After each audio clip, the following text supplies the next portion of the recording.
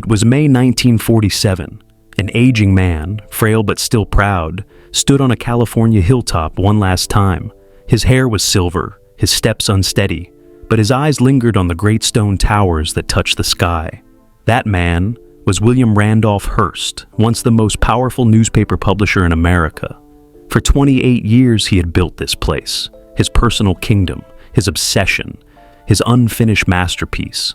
As the car doors closed and his convoy rolled down the mountain, Hearst looked back at the castle he had named La Cuesta Encantada, the Enchanted Hill. He would never return. A boy who saw castles. To understand the man who built a fortress in the clouds, we must start with the boy who dreamed of one. William Randolph Hearst was born on April 29, 1863 in San Francisco, California, just as the Wild West was transforming into a land of fortunes. His father, George Hearst, wasn't born rich. He was a miner, a gambler, a man who chased gold through dust and danger. When most prospectors found only disappointment, George found mountains of silver and gold hidden deep in Nevada and South Dakota.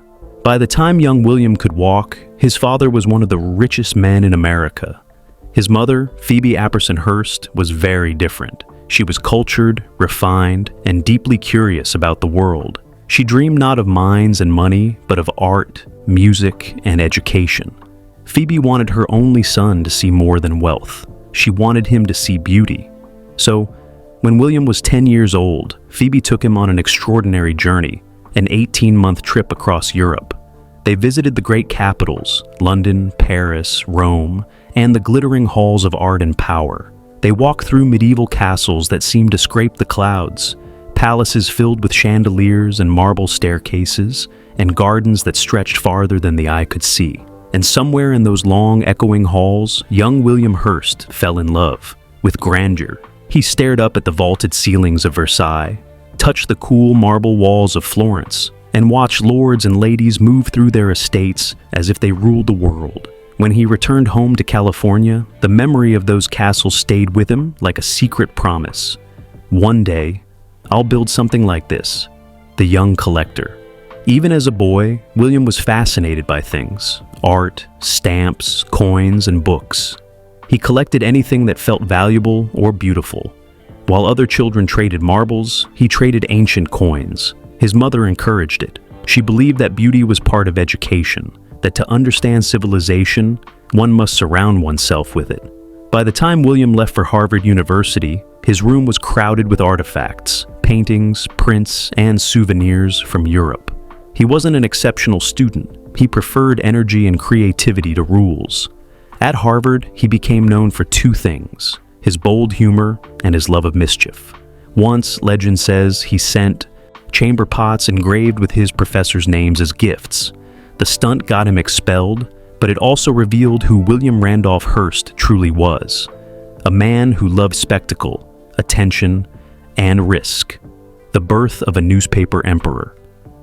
When William returned home, his father had acquired a failing newspaper, the San Francisco Examiner. George Hearst didn't care much for journalism. He'd won the paper in a gambling deal and thought it was worthless. But William saw something else. He saw power. He begged his father to let him take over the Examiner. Finally, George agreed. "Go ahead," he said. "Try not to lose too much money." William transformed the small paper into a sensation. He filled its pages with scandals, crime, gossip, and human drama. He understood what people wanted: emotion.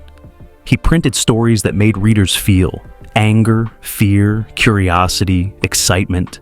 Headlines screamed from every street corner. The Examiner's sales exploded. By the time George Hearst died in 1891, his son had become a publishing prodigy. He inherited not just his father's fortune, but his hunger for more. Yet what William really wanted wasn't money. It was influence, and eventually, immortality. The man who shaped America's headlines. In 1895, Hearst bought the New York Journal and set out to conquer the biggest media market in the world. His rival was another publishing giant, Joseph Pulitzer, owner of the New York World. The two men went to war, not with guns, but with ink and headlines. Their newspapers battled daily for readers. Each issue was louder, flashier, more shocking than the last. It was this rivalry that created what critics later called yellow journalism, news that exaggerated, sensationalized, and sometimes invented facts just to grab attention. During the Spanish-American War of 1898, Hearst's papers published stories so dramatic they helped stir public emotion toward conflict.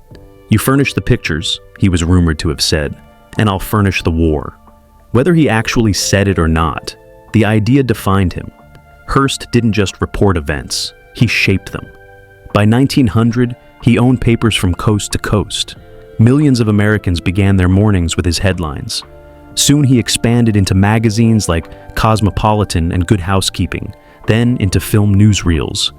He was everywhere, and everyone knew his name, the power and the price. By the early 1900s, William Randolph Hearst was one of the richest men alive. He had everything: wealth, fame, political influence. He even served 2 terms in Congress. Yet, for all his success, something inside him still searched for meaning. He had the money of kings, but not their legacy. He wanted something that would last beyond his lifetime, something as timeless as the castles he'd seen as a boy. But it wasn't marble or gold that would spark his next great obsession. It was love. The chorus girl who stole his heart. In 1916, during a Broadway show in New York, Hearst, then 53 years old, met a 19-year-old chorus girl named Marion Davies. She was radiant, charming, and full of life. The daughter of a middle-class family from Brooklyn, Marion had entered show business with her sisters, hoping for fame on the stage. She was beautiful, yes, but she was also funny, kind, and unpretentious, qualities that disarmed even the richest men who tried to woo her. When Hearst saw her perform in the Ziegfeld Follies, he was captivated. He sent flowers, then gifts, then offers to help her career. Soon, the married newspaper tycoon and the young actress became inseparable. Society whispered, headlines hinted, his wife, Millicent, refused to divorce him. But Marion didn't care. She adored Hearst, and he adored her. Their relationship would last 34 years, longer than many marriages, though it would never be official. To the world, Marion Davies was the mistress. But to Hearst, she was home. The inheritance that changed everything. When Hearst's mother, Phoebe Apperson Hearst, died in 1919, she left him a gift that would bring his childhood dream to life: $11 million in cash and 250,000 acres of California ranch land, overlooking the Pacific Ocean. It was the land where the Hearst family had camped when William was a boy. He remembered those nights under the stars, the hills rolling down to the sea. Now, at 56, he wanted to build something there, not a simple house, but a monument. He wrote a letter to an architect he trusted, Julia Morgan, asking her to design a little something up on the hill. That little something would become one of the grandest private residences ever built in America.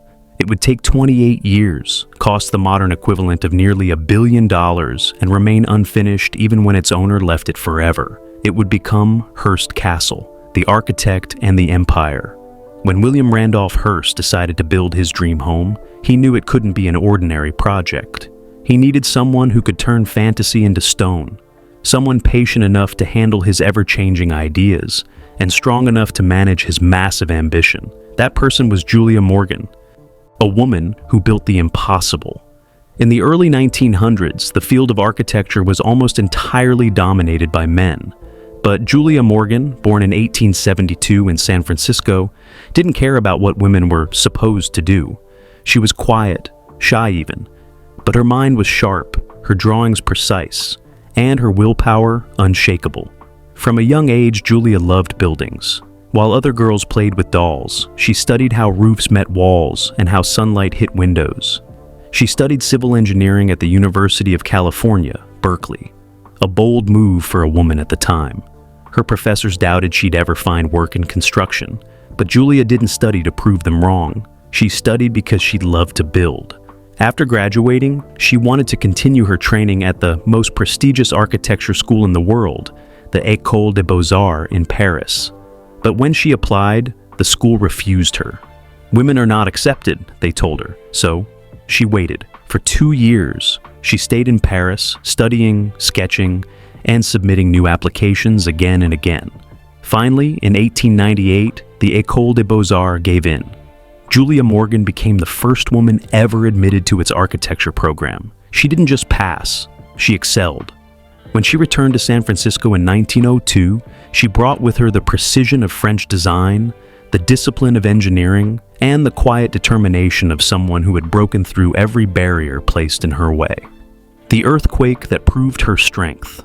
In 1906, a devastating earthquake and fire destroyed much of San Francisco. Buildings crumbled, lives were lost, and entire neighborhoods went up in flames. But two of Julia Morgan's structures, the bell tower and library at Mills College, remained standing. They had been built using reinforced concrete, a material Julia had mastered, while others dismissed it as experimental. Her designs didn't just survive the disaster, they proved her genius. Suddenly, she was no longer the woman architect. She was the architect whose buildings didn't fall.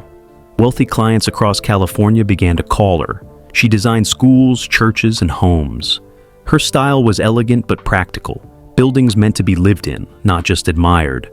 Among her loyal supporters was Phoebe Apperson Hearst, William's mother. Phoebe admired Julia's discipline and trusted her eye for beauty. She hired Julia for several projects, including renovations on the Hearst family estates. That connection would one day change everything. A letter from the Hill. When Phoebe Hearst died in 1919, William inherited her vast California ranch land. To anyone else, it was simply open countryside. But to Hearst, it was the perfect canvas for his dream. He remembered the camping trips he'd taken there as a boy, sleeping in tents with his parents, riding horses along the cliffs, staring out over the endless Pacific. Now, at age 56, he wanted to build something lasting on that same hill. So he wrote a short, almost casual letter to Julia Morgan. "I would like to build a little something up on the hill at San Simeon. I'm getting a bit old for camping in tents." It sounded modest, but when Julia Morgan visited the site, she quickly realized this would be no little something. The hill rose 1,600 feet above sea level. The view stretched for miles. Ocean on one side, mountains on the other. But the site was wild and remote. No paved roads, no electricity, no water, no way to haul heavy materials up the steep, twisting trails. Still, Julia Morgan accepted the challenge. Blueprints for a dream. In 1920, construction began. First came the practical work: roads, water pipes, and generators. Workers carved winding switchback paths up the mountain so trucks could deliver stone and timber. Water was piped in from mountain springs miles away. Diesel generators provided power until real electrical lines could be installed. While Morgan handled the engineering, Hearst handled the imagination. He wanted towers like the cathedrals of Spain, gardens like those of Italy, and courtyards glowing with Mediterranean light. He changed his mind constantly. "Make the main house larger," he'd say. "Add more guest rooms. Let's build a pool, and a zoo, and maybe a movie theater." Julia Morgan never argued. She simply redrew the plans, again and again. Over the next 3 decades, she would draft more than 10,000 blueprints for the project. The estate was officially called La Cuesta Encantada, the Enchanted Hill, but everyone simply called it Hearst Castle. The first buildings rise. Before the great main house was even started, Julia Morgan built 3 guest cottages at the top of the hill. Each was like a small palace, beautifully tiled, carefully detailed, and filled with antique furniture Hearst imported from Europe. They were called Casa del Mar, House of the Sea, Casa del Monte, House of the Mountain, and Casa del Sol, House of the Sun. Each faced a different direction to capture the best light and view. By 1922, the cottages were ready, and Hearst and Marion Davies moved in. Even with construction still raging around them, the two began entertaining guests: actors, writers, politicians, and famous friends from Los Angeles. Every weekend, the hilltop buzzed with laughter, music, and the scent of ocean wind. Down below, hundreds of workers labored day and night. Hearst demanded perfection, and Morgan delivered. She brought in Italian stonemasons, Spanish tile workers, and artisans from Mexico and California. Piece by piece, the dream began to take shape. The main house, Casa Grande, The central mansion, Casa Grande, was unlike anything America had ever seen. It was 6 stories tall, built from reinforced concrete, but dressed in limestone and marble, so it looked like a Renaissance cathedral. Its twin bell towers soared 165 feet into the air. Inside, there would be more than 100 rooms: libraries, dining halls, bedrooms, a theater, and art galleries. Every detail was inspired by the European palaces Hearst had adored as a boy, but modernized with electricity, plumbing, and telephones. When Hearst arrived to inspect progress, he often brought new treasures from his warehouses. Whole ceilings, stone fireplaces, and stained glass windows shipped from Italy or France would suddenly appear on the hilltop. He'd say, "Julia, can you fit this one in?" And she always did. Her staff joked that she was part architect, part magician. The pools of perfection. No castle would be complete without a pool, or, in Hearst's case, 2. The first was the Neptune pool, built outdoors on a terrace overlooking the Pacific. It gleamed like a mirror, surrounded by marble columns and Roman statues. The water was crystal clear, heated year-round, so guests could swim comfortably under the sun or stars. It wasn't just a pool, it was a stage. Hollywood stars like Charlie Chaplin, Clark Gable, and Jean Harlow swam there while cameras clicked and reporters watched from the sides. The Neptune pool became a symbol of pure luxury, a place where California sunshine met European elegance. Inside Casa Grande, Julia Morgan built something even more breathtaking: the Roman pool. It was smaller, hidden beneath the main building, but its beauty was unmatched. The walls and ceiling were covered in more than 1 million tiny glass tiles, shimmering in deep blue and gold. Underwater lights made the pool glow as if it were lit from within. Statues of Roman gods lined the edges, their reflections dancing on the surface. It was less a swimming pool than a cathedral of water. A life on the hill. By the late 1920s, San Simeon had become a magnet for the rich and famous. Politicians came to gain Hearst's favor. Actors came for the glamour. Writers came for the story. Marion Davies ruled the social scene like a queen, hosting parties, dinners, and film screenings in the castle's private theater. Despite never being his wife, she was treated as the lady of the estate. Guests marveled at everything: the 115 rooms of Casa Grande, the endless art, the private zoo filled with zebras, lions, and kangaroos roaming the hills. But behind the laughter and luxury, the project never truly stopped. Even after 20 years, Hearst kept expanding. New terraces, new fountains, new halls. He was driven not by need, but by obsession. Each day he chased the same dream that began when he was 10 years old, to build something eternal. The woman behind the stone. While visitors praised Hearst's genius, they often overlooked Julia Morgan's brilliance. She worked tirelessly, balancing his impossible demands with her own perfectionism. She coordinated hundreds of workers, solved structural problems, and reimagined designs at a moment's notice. Sometimes Hearst would call her at midnight, wanting to discuss a new idea. She'd listen patiently, then revise the blueprints before morning. For 28 years, she never complained. She once said quietly, "My job is to make his dream possible." And she did. Hearst Castle would become not just her greatest project, but one of the most spectacular architectural achievements in American history. Hollywood's castle. By the mid-1920s, Hearst Castle was no longer just a construction site. It had become a living legend, a mountaintop world where power, art, and fame collided under the California sun. From miles away, travelers could see its shining white towers rising above the clouds. At night, the lights from the hill glowed across the Pacific, like a beacon of wealth in a decade obsessed with dreams. For William Randolph Hearst, this was paradise. For Marion Davies, it was home. And for Hollywood, it was the most exclusive invitation in America. The road to the Enchanted Hill. Visitors arrived at San Simeon in style. They would travel from Los Angeles by train, then by chauffeured cars up a winding road through 5 miles of ranch land. The ride itself was part of the show. Along the road, they saw something no one expected: animals from every corner of the world. Zebras grazed beside the path. Giraffes stretched their necks to reach the oak trees. kangaroos hopped through the grass. Peacocks wandered across the drive, flashing their feathers in the sunlight. It wasn't a dream. It was Hearst's private zoo, the largest in the world. He had ordered animals from Africa, Asia, and South America. Ships brought them to California, where trains and trucks carried them to the hill. Fences and fields kept them safe, but they roamed freely enough to seem wild. To his guests, it was breathtaking. To Hearst, it was normal. The man who collected castles and paintings also collected lions and zebras. The guest list of legends. By 1925, San Simeon was the most famous address on the West Coast. Hearst and Marion Davies hosted anyone who mattered: actors, politicians, writers, and royalty. Charlie Chaplin played tennis on the castle courts. Clark Gable and Carole Lombard swam in the Neptune pool. Winston Churchill stayed there during his visit to America.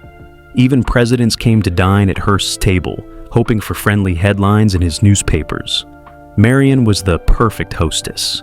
She had a natural charm that made every guest feel welcome. She laughed easily, told funny stories, and never acted superior. Her warmth softened Hearst's strict personality. Guests adored her, but they knew better than to forget whose castle it was. Hearst ruled San Simeon with the same discipline he used in his newsroom. Every detail of a guest's stay was carefully planned. Rules in the kingdom. Visitors soon learned that Hearst Castle wasn't just glamorous. It was organized like a royal court. Breakfast was served late because Hearst slept late. Lunch was at 1, dinner at 8. Guests were expected to attend both, no excuses. Alcohol was limited. 1 cocktail before dinner, nothing more. The rule wasn't for morals, it was for Marion. Her drinking had started as a way to calm her nerves, but as the years passed, it became harder to control. Hearst, worried and protective, tried to limit her access to liquor. Still, she found ways around his rules. Friends secretly smuggled bottles to her room. The parties continued, and so did the drinking. Yet, even with the tension, San Simeon remained the ultimate escape from the world below. Every evening, guests would gather in the grand assembly room before dinner. The walls were covered in priceless Flemish tapestries. Golden light flickered from fireplaces carved in stone.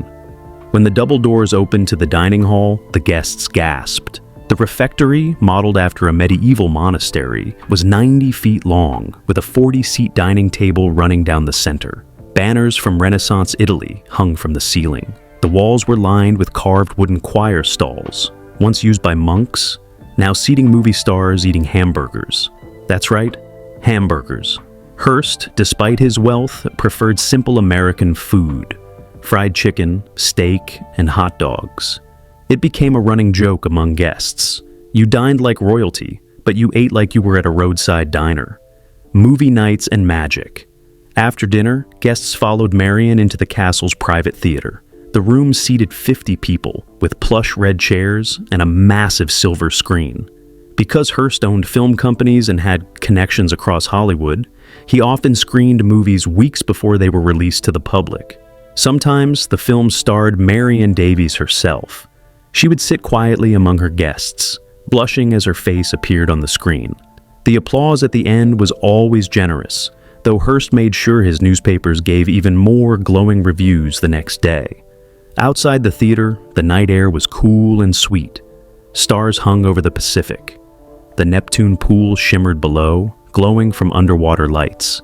Couples whispered, actors laughed, and somewhere in the distance, the roar of lions echoed from the zoo. It was paradise, a golden age caught between dream and reality. Marion's secret struggle.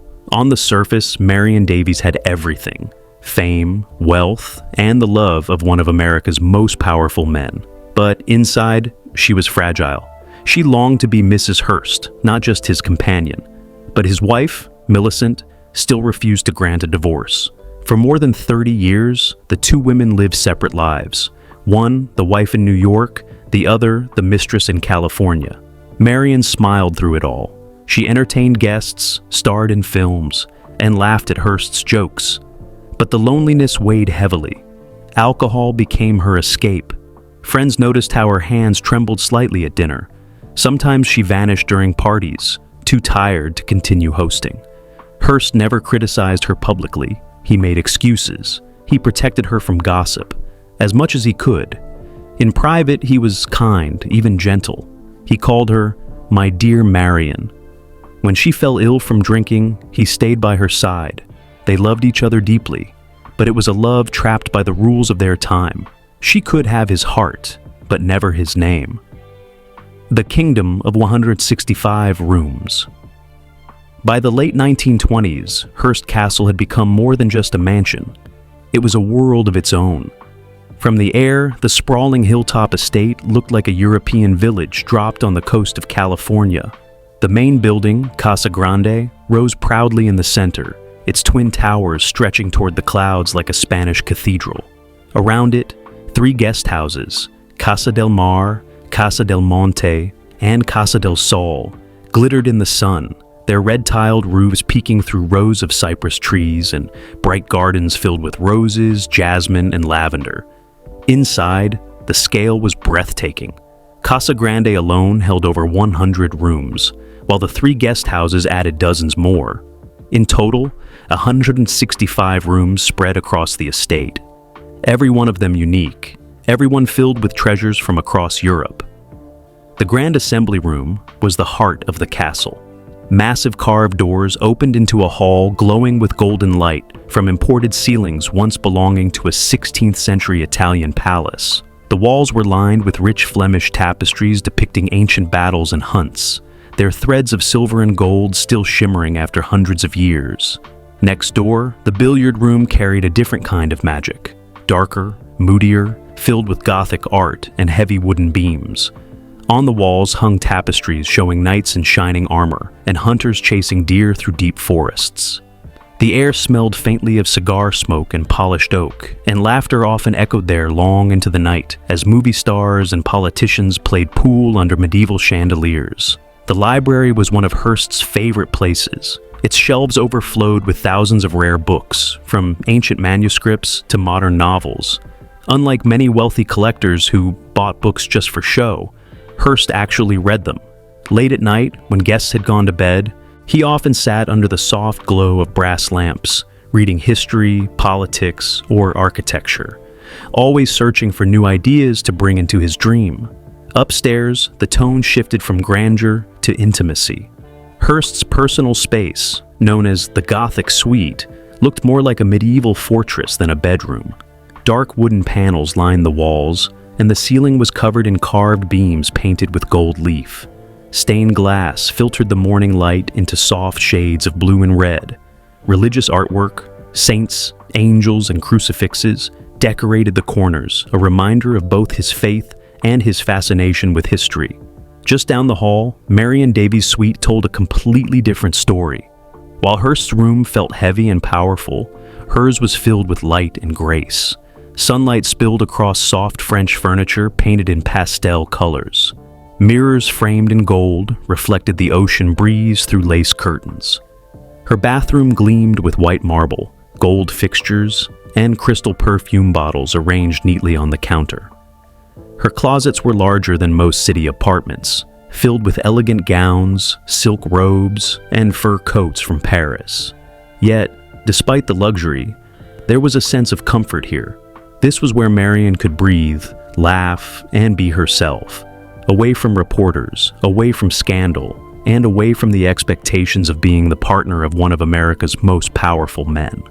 Although Hearst and Marion were deeply devoted to one another, they maintained separate bedrooms. To outsiders, it might have seemed strange, but to them, it was a sign of respect, a quiet compromise between love and propriety. In public, Hearst still considered himself married to Millicent Hearst, who lived in New York. But on the hill at San Simeon, it was Marianne who ruled beside him, the true lady of the castle. And so, within those 165 rooms, every wall told a story of power, beauty, contradiction, and an impossible dream that seemed to grow with every passing day. A private world of wonder, everything at San Simeon was built to impress, but also to entertain. There were tennis courts, a movie theater, riding trails, and endless gardens filled with flowers imported from around the world. Servants and staff lived in hidden quarters beneath the hilltop, working tirelessly to keep the illusion of effortless luxury alive. And then there was the Neptune Pool, where stars swam under Roman statues.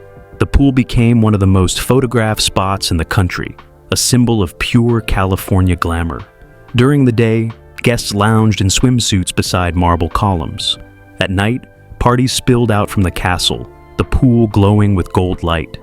The sound of laughter mixed with the distant ocean breeze. To visitors, it felt like heaven. To Hearst, it was proof that his dream had come true. But dreams, no matter how golden, have shadows. The price of perfection. Behind the grandeur, the costs were mounting. Maintaining Hearst Castle required hundreds of workers and millions of dollars each year. But Hearst didn't care. He kept collecting art, entire ceilings from Spanish cathedrals, tapestries from Flemish castles, fireplaces from French manors. He filled warehouses in New York and San Francisco with antiques he never even unpacked. For him, collecting wasn't just a hobby. It was an addiction. A way to fill the emptiness that no amount of fame or love could cure. Even as the Great Depression hit in 1929, Hearst continued to spend.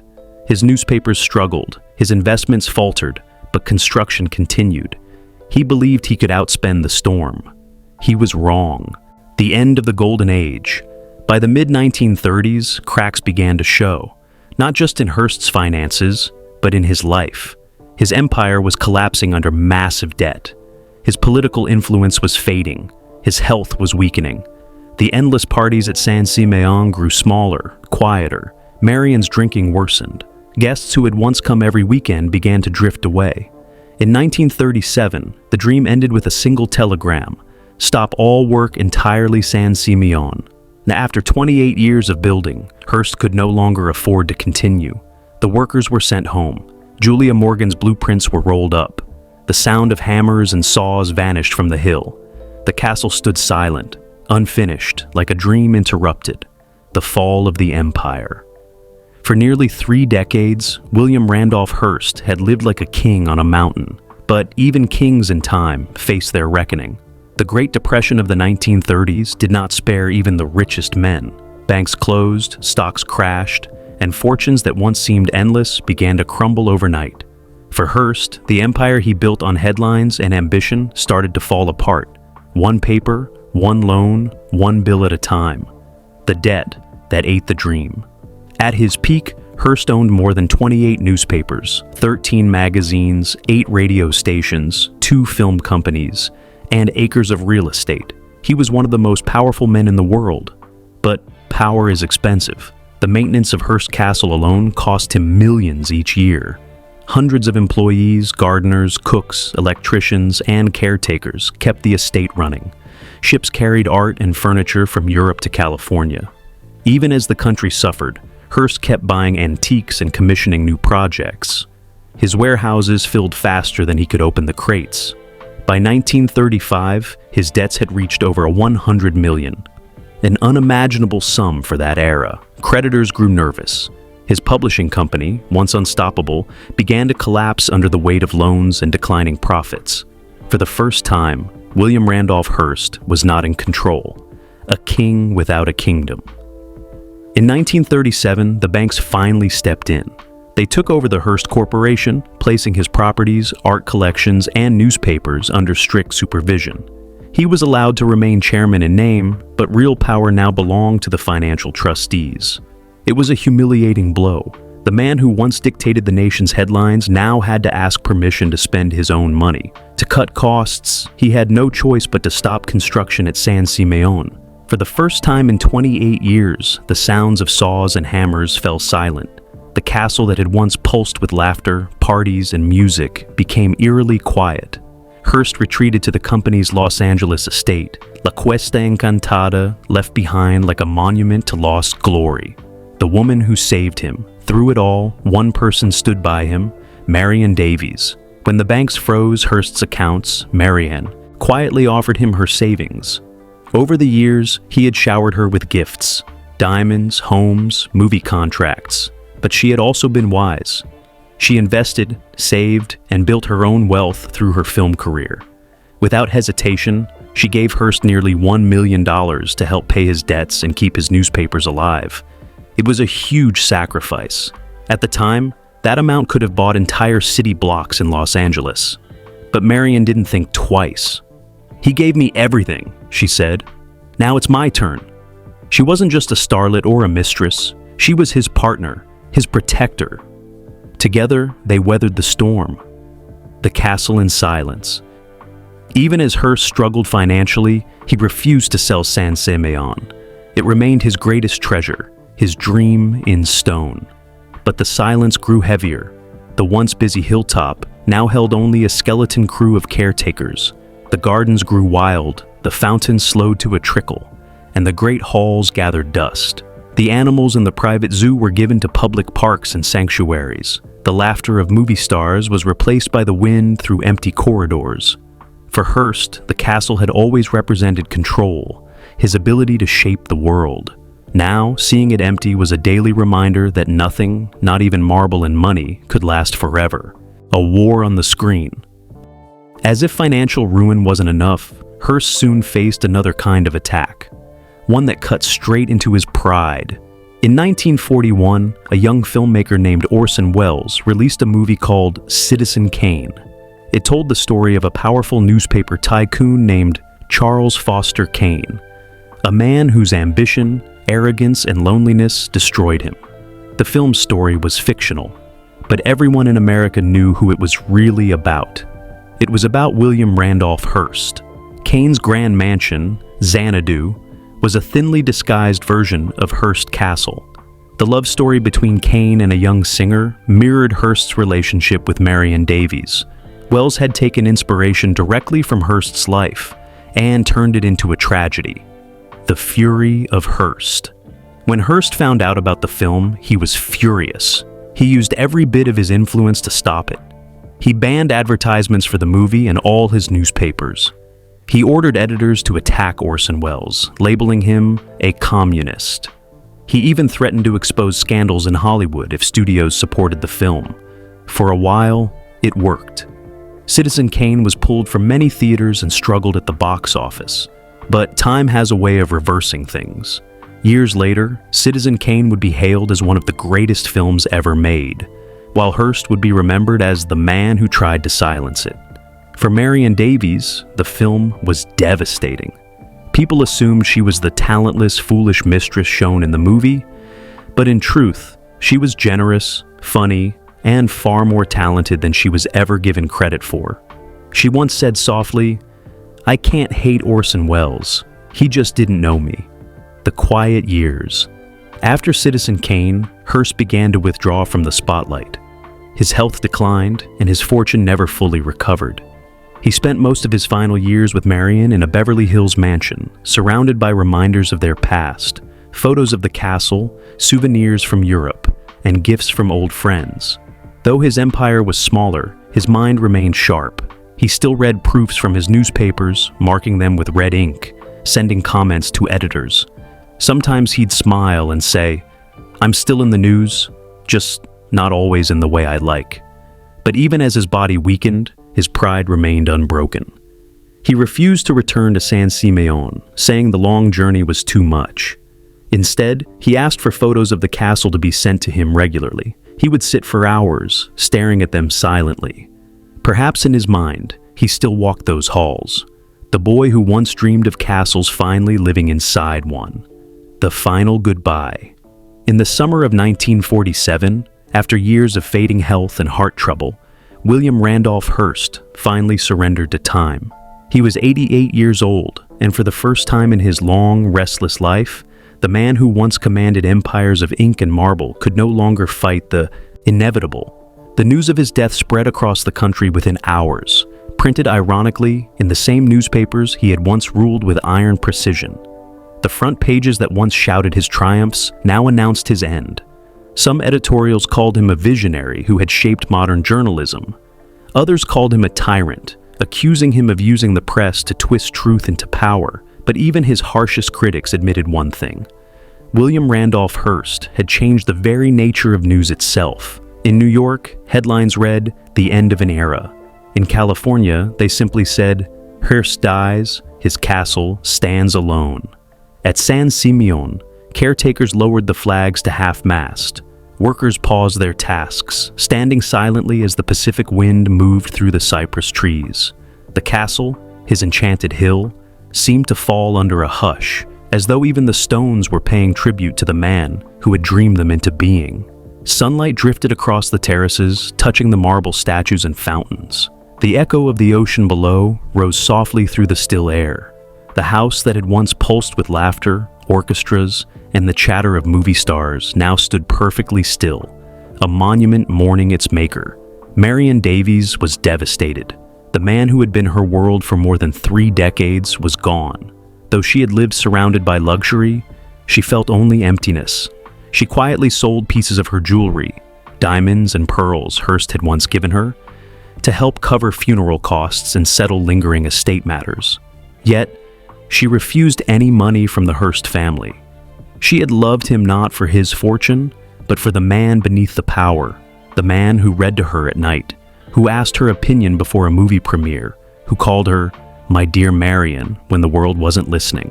Reporters followed her everywhere, asking cruel questions about regret and scandal. Cameras flashed, microphones hovered. But when one asked if she ever wished she'd lived her life differently, Marion gave the only answer she could. Her voice trembled, but her words were clear. "I'd do it all again, every bit of it."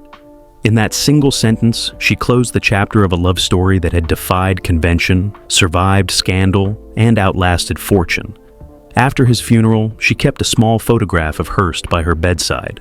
Not the powerful publisher or the man in fine suits, but the gentler version of him, smiling in the California sun. She never remarried. For the rest of her life, she carried his memory quietly, like a secret she didn't need to explain.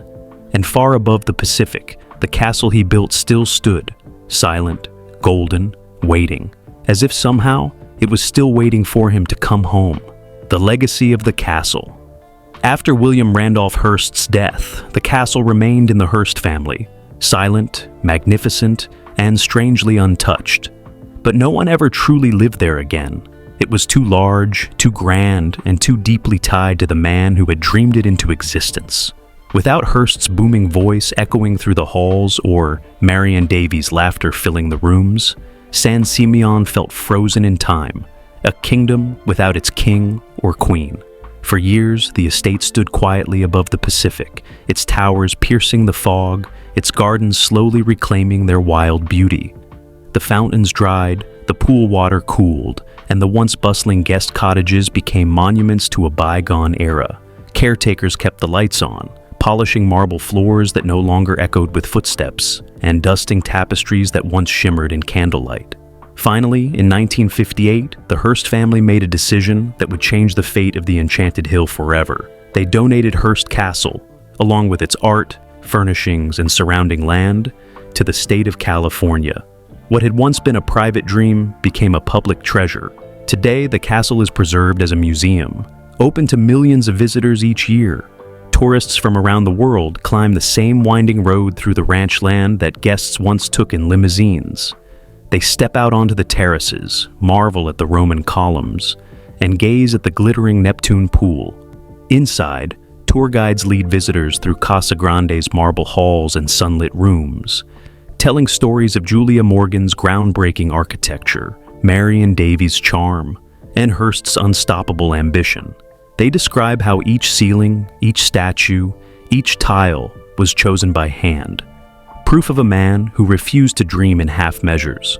Visitors can still walk the same paths where zebras once roamed freely, their hooves thundering across the hills. They can stand beside the grand fireplaces where Hollywood's biggest names once gathered, or look out over the endless blue Pacific, the same ocean Hearst once called "my front yard."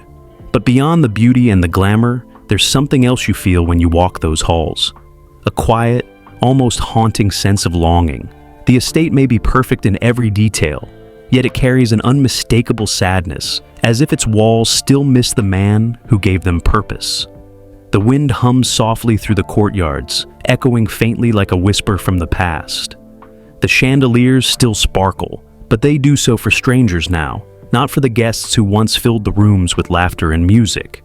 Some say you can almost sense Hearst's presence on the hill, Not as a ghost, but as an idea.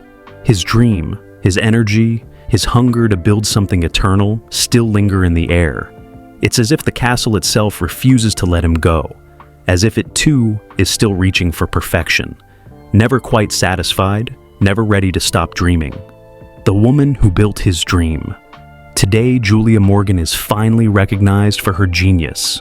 She was the first woman to receive the American Institute of Architects Gold Medal, the profession's highest honor. Her vision made Hearst Castle possible. Her engineering made it survive earthquakes and decades of time. Her patience turned Hearst's imagination into reality. In her lifetime, she designed over 700 buildings, but none more famous than the castle on the hill. When asked later about William Randolph Hearst, she said simply, "He was a man who dreamed big. My job was to make his dream last." And it has. Nearly a century later, Hearst Castle still stands tall above the Pacific, a shimmering monument to power, art, and the human hunger for something eternal. A dream, etched in stone. Standing at the edge of the terrace today, visitors can see the same view Hearst once admired. Rolling hills fading into blue sea, waves breaking softly on the cliffs below. It's easy to imagine him there, the boy who wanted a castle, the man who built an empire, and the dreamer who lost it all. In the end, William Randolph Hearst achieved what he wanted most, to be remembered. His newspapers may have faded, his fortune may have dwindled, but the castle remains, solid, magnificent, timeless. It whispers his story through marble halls and tiled pools. Power fades, wealth disappears, but dreams can last forever.